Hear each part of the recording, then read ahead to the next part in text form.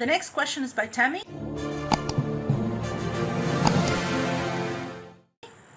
When hiring a manager, what do you look for and why?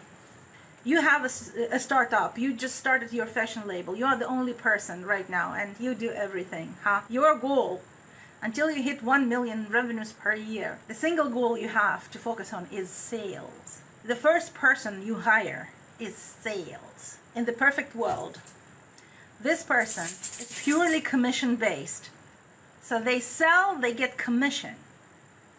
This person has a large network in fashion and knows exactly how to bring your products into different multipliers, to different wholesalers, into different boutiques, into different stores, to different partners.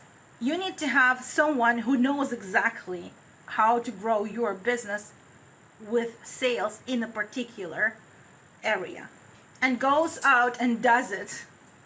So the first person you hire is not a manager.